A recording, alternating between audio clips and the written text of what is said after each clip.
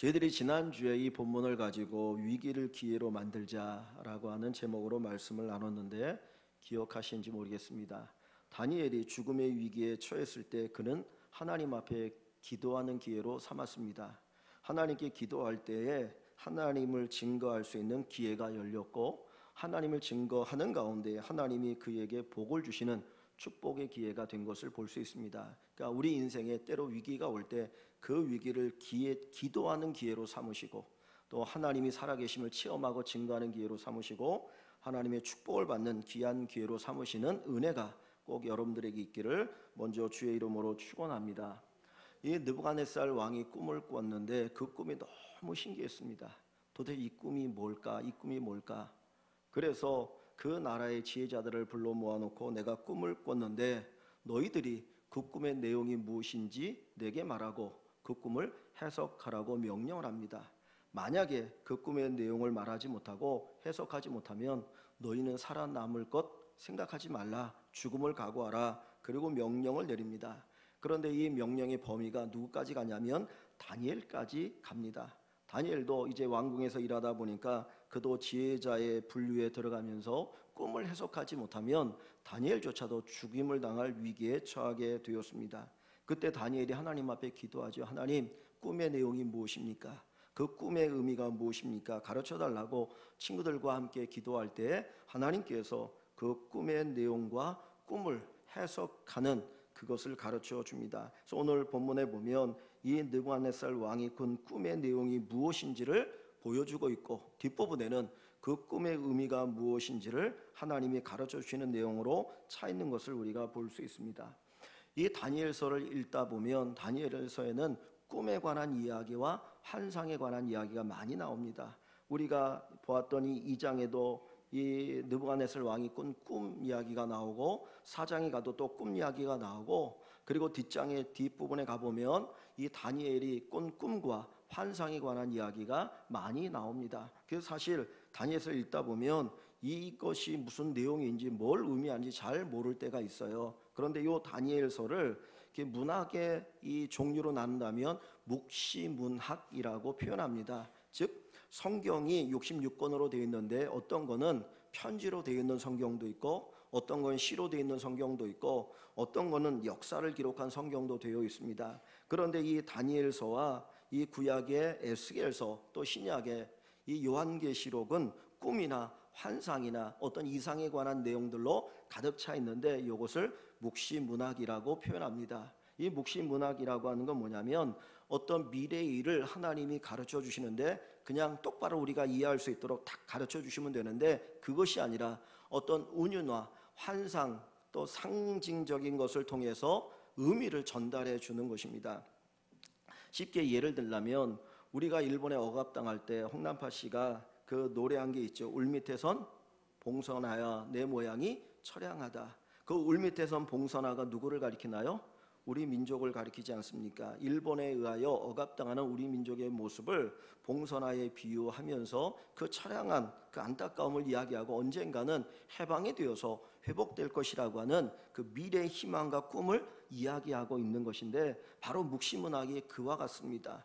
이 다니엘서는 이스라엘 백성들이 이 바벨론의 포로로 끌려갔을 때에 기록되어진 편지, 이 하나님의 성경이고요. 신약의 요한계시록이라고 하는 것은 로마에 의해서 그리스도인들이 억압당하고 많은 핍박을 당할 때 그 가운데서 하나님께서 하나님의 나라를 세워가실 것을 보여주시는 것이 묵시문학의 모습입니다. 그래서 이 묵시문학, 이 다니엘서를 읽으면서 우리가 꼭 알아야 될 게 뭐냐면 이 환상이나 꿈이 어떤 내용인지를 알아야 바로 그 의미를 깨달을 수 있다라고 하는 것입니다. 자, 그림을 하나 보여드릴게요. 그림 하나 보여주겠습니까?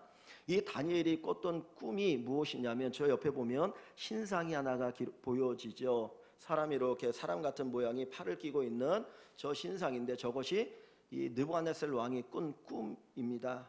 이 느부갓네살이 꿈을 꿨는데 한 신상이 이렇게 보이는데 머리는 금으로 되어 있고, 그리고 가슴과 두 팔은 은으로 되어 있고, 배와 허벅지는 노수로 되어 있고, 그리고 다리는 철로 되어 있고, 맨 마지막 발은 발가락이 철과 진흙으로 되어 있는 꿈을 꾼 거예요.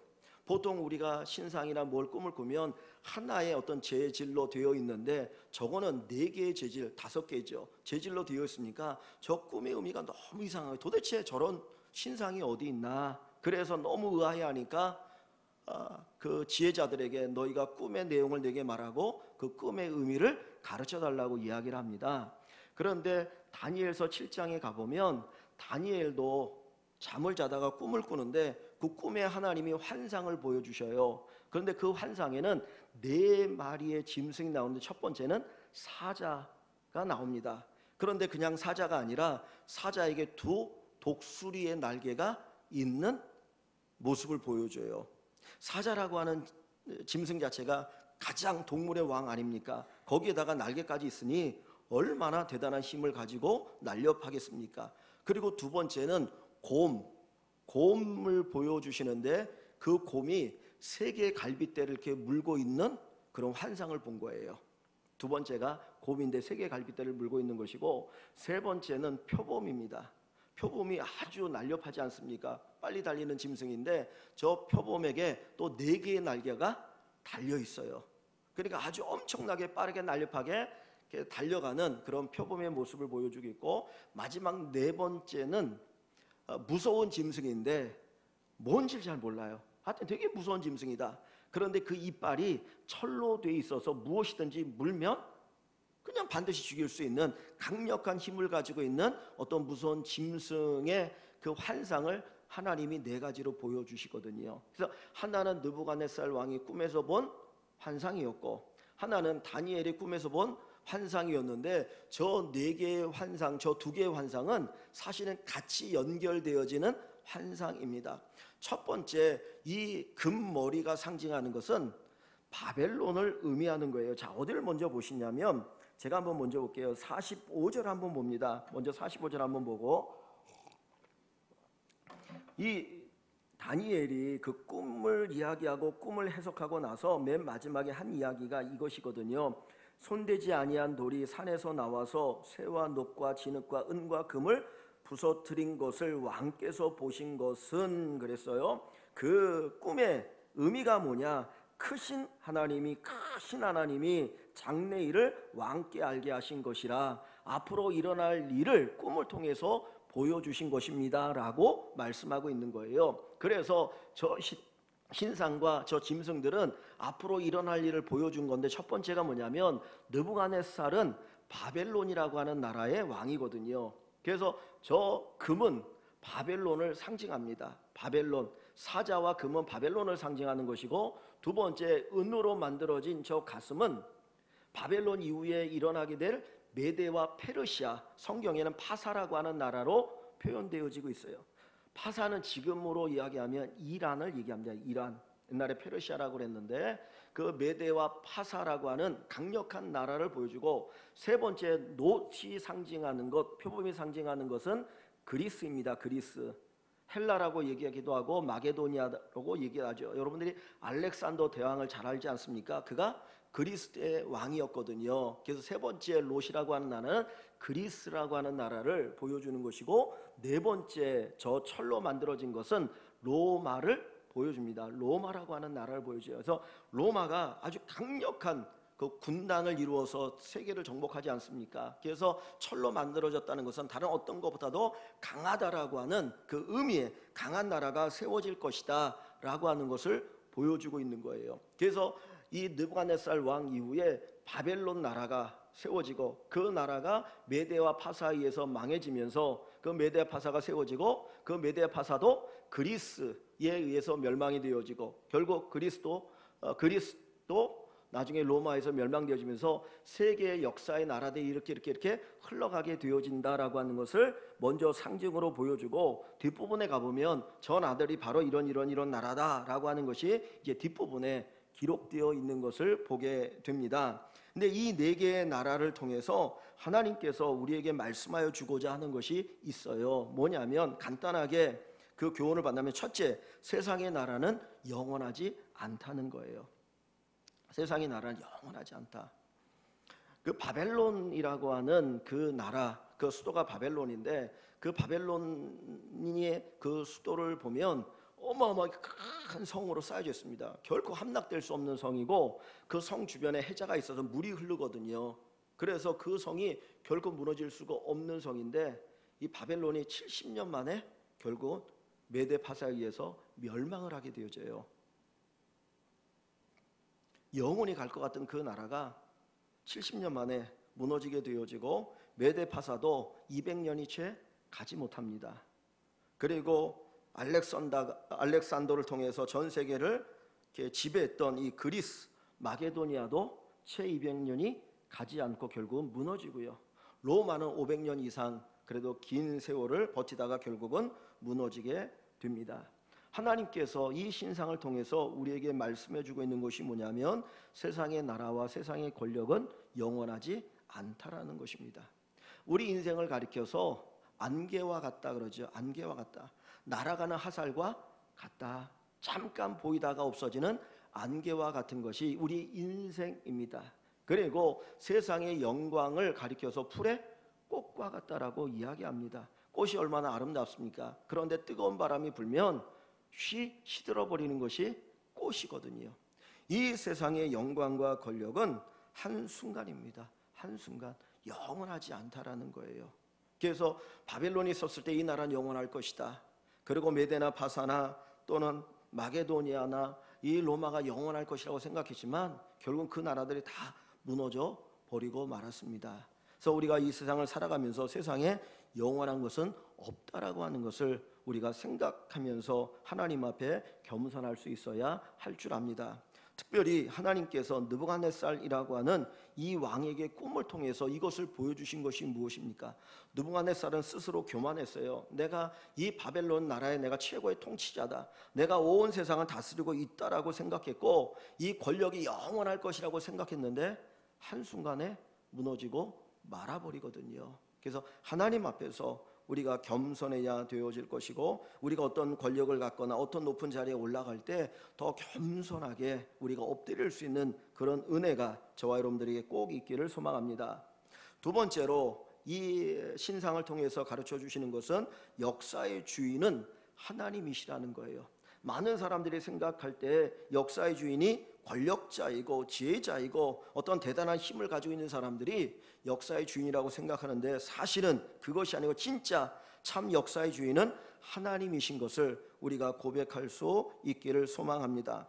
오늘 우리가 읽은 이 본문 37절에 보면 이런 말씀이 있어요. 37절에 보면 36절부터 봅니다. 그 꿈이 이러한즉 다니엘이 꿈에 대한 이야기를 느부갓네살 왕에게 설명하는 것이죠. 그 꿈이 이러한즉 내가 이제 그 해석을 왕 앞에 아뢰리이다. 왕이요 왕은 여러 왕들 중에 왕이시라. 그 어떤 왕보다 큰 권력을 가지고 있는 왕이십니다. 그런데 하늘의 하나님이 나라와 권세와 능력과 영광을 왕에게 주셨고 그랬어요. 즉 이 느부갓네살이 그가 힘이 있기 때문에 뛰어난 왕이기 때문에 온 세상을 정복한 것이 아니고 하늘의 하나님께서 당신에게 나라와 권세와 능력과 영광을 주었다라는 겁니다. 그러니까 이 세상의 주인은 누구입니까? 하나님이셔요.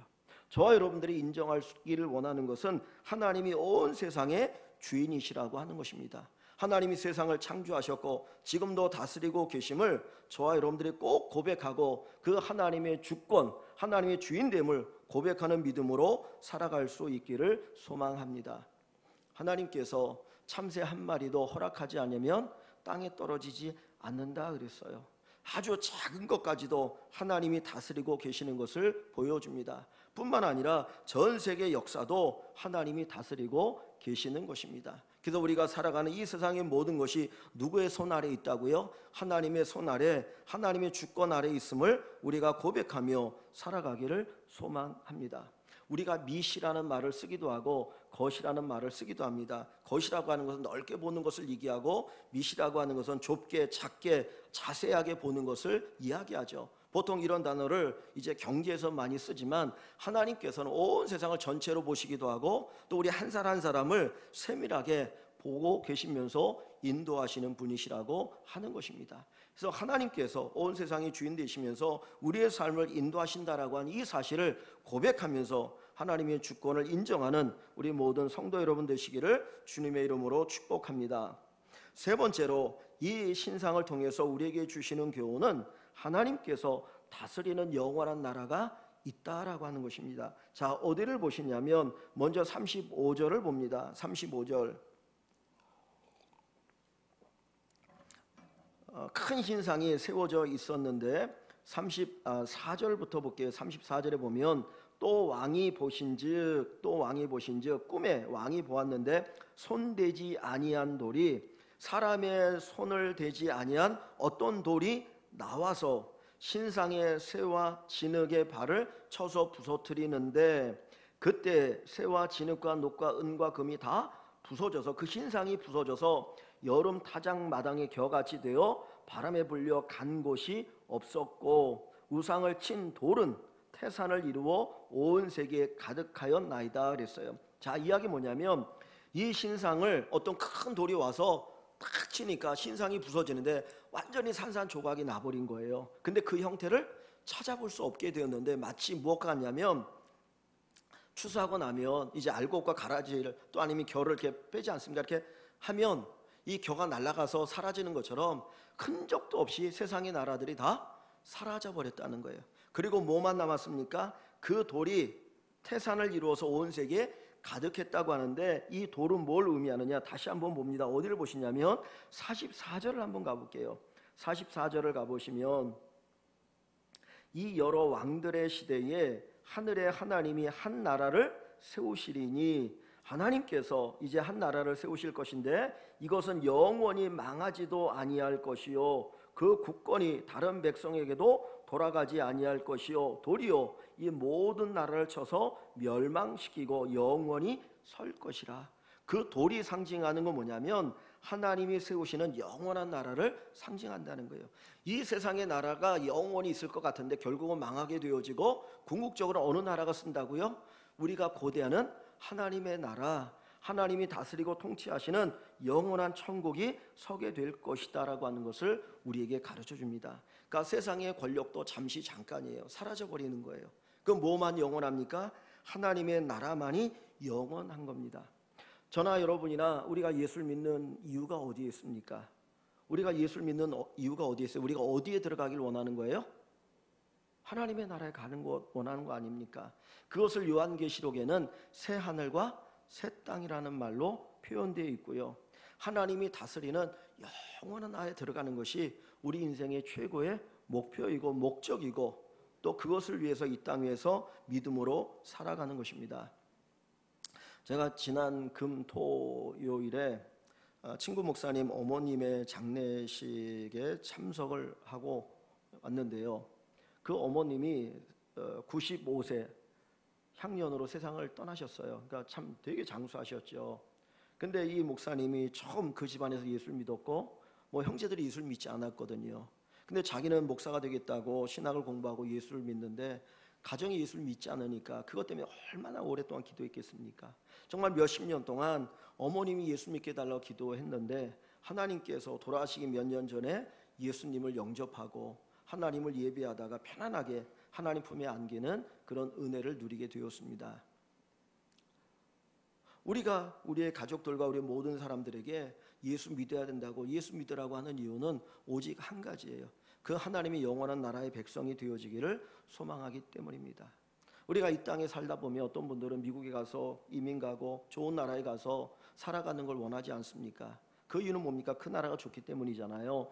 그런데 이 세상과 비교할 수 없는 영원한 하나님의 나라를 하나님께서 만드시고 우리 모두를 그 나라의 백성으로 삼아주신다라는 것입니다. 그래서 우리가 그 나라를 바라보고 그 나라의 백성으로 살기 위해서 믿음으로 살아가는 귀한 축복이 우리에게 있기를 소망합니다. 세상에 보이는 나라가 영원한 것이 아니고요. 우리 눈에 보이지 않지만 영원한 하나님의 나라가 있고 그 나라가 이 세상에 이미 들어와 있다라고 하는 것입니다. 그래서 우리가 예수를 믿을 때 그 예수 믿음을 통해서 이 땅에서 우리가 하나님의 나라 천국을 누리며 살아가고 있는 것이죠. 그것을 가리켜서 하나님의 나라가 여기 있다 저기 있다 못하리니 너희 안에 있느니라고 주님 말씀하시고 하나님의 나라는 먹고 마시는 것이 아니라 성령 안에서 의와 평강과 희락이라. 즉 다시 말하면 이 땅에서 우리가 하나님의 나라를 누리는데 우리 안에 의로움과 평강과 기쁨을 누리고 살아가는 것이 바로 천국의 모습임을 우리에게 보여주고 있습니다. 사랑하는 성도 여러분, 우리가 정말 간절히 삼아야 될 것이 무엇입니까? 이 세상에 어떤 나라 복지가 잘 되고 정치가 안정되어지고 경제가 성장하고 세상에 어떤 나라보다 강력한 나라를 사모하는 것이 아니라 그런 나라가 되어야 되겠죠. 그런데 우리의 가장 중심에 정말 삼아야 될 건 뭡니까? 하나님이 다스리는 영원한 나라입니다. 하나님 왕 되시고 하나님 주인 되셔서 하나님의 가치가 숨쉬는 그런 나라가 이루어지고 세워지는 것을 저와 여러분들이 기대하고 소망하며 바라볼 수 있기를 간절히 축원합니다. 성경의 맨 마지막 권이 요한계시록이고 성경의 맨 마지막 말에 마라나타 주 예수여 오시옵소서라고 하는 구절로 성경이 끝나게 됩니다. 마라나타, 그 말이 뭐냐면 주 예수여 오시옵소서, 예수님 당신이 재림하셔서 이 세상에 영원한 하나님의 나라를 이루어 주십시오라고 하는 간절한 소원이 거기에 담겨 있는 거예요. 즉 다시 말하면 이 땅에 슬픔과 괴로움과 고통과 아픔과 근심과 걱정이 있고 사람 사이에 끊임없는 분열이 있고 전쟁이 있고 온갖 이런 아픔이 있기 때문에 그런 것이 없는 영원히 하나님이 다스리는 천국이 우리에게 이루어지기를 소망하는 것, 그것이 바로 믿음의 성도들이 하나님 앞에 가져야 될 간절한 소원입니다. 우리 모든 성도 여러분들이 이 소원을 가지고 살아갈 수 있기를 주님의 이름으로 간절히 축원합니다.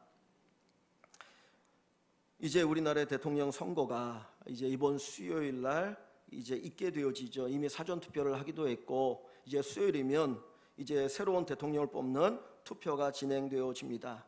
우리가 투표를 통해서 이 나라를 5년 동안 이끌어갈 대통령을 뽑게 되는데 겉으로 보면 국민들이 대통령을 뽑고 세우는 것입니다. 그러나 오늘 말씀을 통해서 우리가 깊이 생각해 보면 대통령을 세우는 일은 누가 하는 것입니까? 하나님이 하시죠. 하나님이 우리 국민들의 투표를 통해서 이 나라를 이끌어갈 지도자를 세우신다라고 하는 것입니다.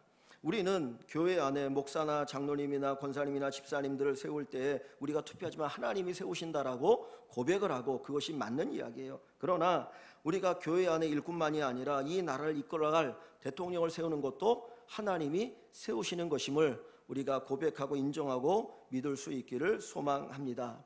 그런데 하나님께서 이 역사를 이루어 가실 때 그것을 가리켜서 섭리라고 하는 말을 쓰게 되는데 하나님이 기뻐하셔서 허락하시는 일들이 있고 하나님 기뻐하지 않지만 마지못해서 허락하시는 경우가 있다라고 하는 거예요.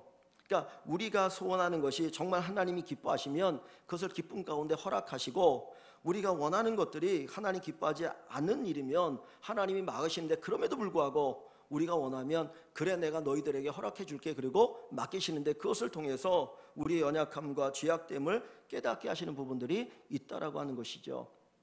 마치 무엇과 같냐면 우리가 누가복음에 보면 탕자 이야기가 있지 않습니까? 어떤 아버지에게 두 아들이 있는데 이 둘째 아들이 이게 아버지에게 아버지 언젠간 돌아가실 거 아닙니까? 그러면 내게 돌아올 유산이 있으니까 미리 나에게 그 유산을 주십시오. 그러면 내가 그 유산 가지고 이 집을 떠나서 뭔가 한번 잘 살아보겠습니다라고 요청을 합니다. 그때 아버지는 그 아들에게 유산을 주거든요.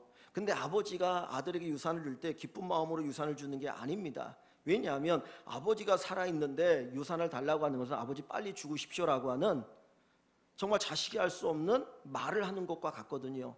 그럼에도 불구하고 이 아버지는 그 아들에게 유산을 줍니다. 그랬더니 그 아들이 그 유산을 가지고 먼 나라에 가서 허랑방탕하다가 완전히 실패하고 거지가 되어서 나중에 자기 아버지를 찾아오는 모습으로 그려집니다.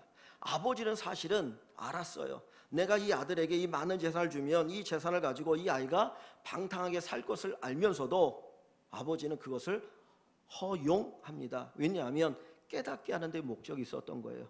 네가 그것을 가지고 한번 살아봐. 네 인생이 잘못된 걸 깨달으면 돌아올 거야 라고 하는 것을 알았기 때문에 허락한 것인데 그것을 허용이라는 말을 쓰게 되어집니다. 하나님께서 우리가 기도할 때에 기쁨으로 허락해 주시는 부분이 있고 그렇지 않고 마지못해서 한번 네가 이것을 경험해보고 깨닫고 돌아오라고 허용하는 부분이 있는데 그것을 우리는 다 같이 섭리라고 하는 말을 쓰고 있어요. 근데 우리가 이번에 대통령을 뽑을 때에 우리가 하나님 앞에 이 나라를 잘 이끌어갈 수 있는 좋은 지도자가 뽑혀지게 해달라고 하나님 앞에 기도하길 원합니다. 여러분들 가운데 여도 있고 야도 있고 뭐 다양하게 여러분들이 생각하는 대로 투표할 줄 압니다. 그런데 우리가 투표할 때 정말 하나님 우리나라를 사랑하시고 우리나라에 꼭 필요한 지도자가 뽑히게 해달라고 기도하시면서 투표할 수 있기를 소망합니다. 우리나라가 기독교 국가는 아니죠.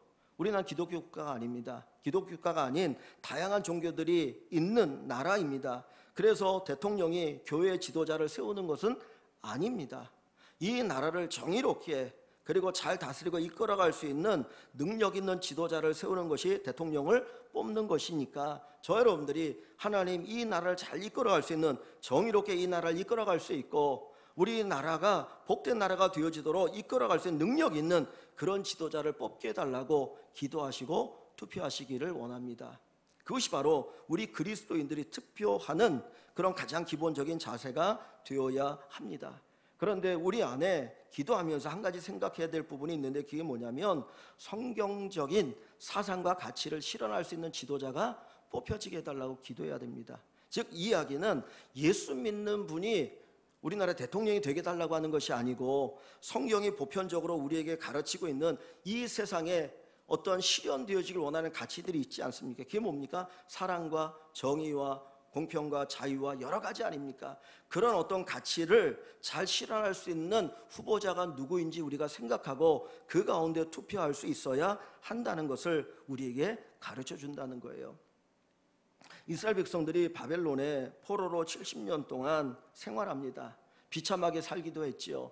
그런데 그 70년 동안 포로 생활해서 이제 회복되어서 이 가나안 땅으로 돌아오게 할 때에 그 일에 쓰임 받은 사람이 있는데 고레스라고 하는 왕이에요. 고레스가 이 바사의 왕이 되어서 그가 이스라엘 백성들을 이제 너희 고국으로 돌아가서 성전을 짓고 하나님을 섬기고 살아가라고 이야기합니다. 그런데 이 고레스가 하나님을 섬기는 사람이 아니거든요. 하나님을 섬기는 사람은 아닌데 이사야 44장에 보면 그 고레스를 가리켜서 하나님의 목자라는 표현을 쓰고 있어요. 하나님의 목자다. 즉 그 이야기는 하나님이 쓰시는 사람, 하나님의 뜻을 이루기에 쓰시는 사람이다. 그러니까 그 사람이 예수를 믿느냐 믿지 않느냐 관계없어요. 중요한 것은 정말 성경적인 가치와 나라 국가를 위해서 정말 잘 이끌어갈 수 있는 지도자를 뽑을 때에 우리가 기도하고 그런 사람을 뽑으려고 애쓰는 것, 그것이 바로 우리에게 필요하다는 것을 가르쳐주고 있습니다. 사단은 하나님을 대적하는 일을 합니다. 세상을 하나님으로 하여금 멀어지게 만들려고 합니다. 그런데 그 일을 할 때에 가장 많이 이용하는 것 가운데 하나가 권력이죠. 권력을 가지고 남용하게 만들고 권력을 가지고 사람을 압제하거나 잘못된 길로 가게 하면 그 사회는 하나님이 원하시는 사회와 거리가 먼 사회가 될 수 있어요. 그래서 어떤 권력을 가지고 있는 분들이 하나님의 앞에 붙들려서 하나님이 원하시는 그런 가치를 실현하도록 우리가 기도하는 것이 필요한 줄 압니다. 여러분들이 이제 수요일 날 투표를 하면 여러분들이 원하는 분이 대통령이 될 수도 있고 원하지 않는 분이 대통령이 될 수도 있어요. 그렇죠? 내가 원하는 분이 대통령이 되면 기분이 좋을 것이고 원하지 않는 분이 대통령이 되면 기분이 좋지 않을 수도 있습니다. 그런데 중요한 건 뭐냐면 그분을 위해서 끝까지 기도해야 된다는 거예요. 내가 원하는 분이 대통령이 되었을 때 기쁜 마음으로 기도할 수 있겠죠. 그러나 내가 원하지 않는 분이 대통령이 되어도 하나님의 뜻 가운데 하나님께서 이 나라의 대통령으로 세우신 것을 우리가 믿고 그분을 위해서 기도해야 합니다. 그분이 하나님이 원하시는 그 가치, 이 사회가 정말 바르게 세워져야 될 그 가치를 가지고 그 가치를 위해서 이끌어갈 수 있는 지도자가 되도록 우리가 기도하는 것이 더 중요합니다. 사실 우리가 잘 아는 것처럼 유세할 때 그 유세 이야기를 들어보면 우리 모두가 원하는 걸 다 해준다 그래요. 근데 사실 그렇게 할 수 없거든요. 그거 우리가 잘 알지 않습니까? 또 유세할 때는 마치 뭔가를 할 것 같은데 그 다음에는 자기의 어떤 권력을 지키기 위해서 국민들을 외면하는 경우들도 많이 있고요. 뭐 여러 가지 현상들도 많이 있습니다. 그러기에 우리가 더 해야 될 뭐냐면 바른 지도자로 끝까지 이 어떤 직책을 감당할 수 있도록 기도하는 것이 우리에게 너무나 중요하다는 것입니다. 그래서 여러분들이 투표할 때 기도하면서 투표하면 좋겠습니다. 인간의 세상, 인간의 사상이나 인간의 제도는 온전히 하나님이 원하시는 것을 이룰 수 있는 건 아무것도 없어요. 공산주의는 유물론에 입각하기 때문에 거기는 신의 존재를 인정하지 않습니다. 그래서 공산주의는 종교를 엄청나게 박해하고 기독교를 박해해요. 그죠? 그건 우리가 잘 알지 않습니까? 자본주의는 분명히 신의 존재는 인정합니다. 그런데 자본주의는 물질을 너무나 강조하다 보니까 물질 만능주의에 빠지지 않습니까? 그래서 하나님보다 물질을 더 우선시하고 그러다 보면 믿음을 잃어버리게 만들고 유혹에 빠지게 만드는 일들이 일어나게 되어지는 것이죠. 그러니까 이 세상에 어디에도 완전한 것은 없습니다. 그러나 우리가 생각할 것은 정말 그럼에도 불구하고 하나님이 더 기뻐하는 것이 무엇일까? 하나님의 뜻이 더 온전히 이루어지는 것이 무엇일까? 하나님의 가치가 이 땅에 더 바르게 실현될 수 있는 것은 무엇일까? 그리고 어떤 분이 그런 일을 이루어 나갈 것인가? 이 부분을 저희가 더 깊이 생각하면서 꼭 기도하시는 귀한 축복과 또 투표하시는 여러분 되시기를 주의 이름으로 간절히 축원합니다.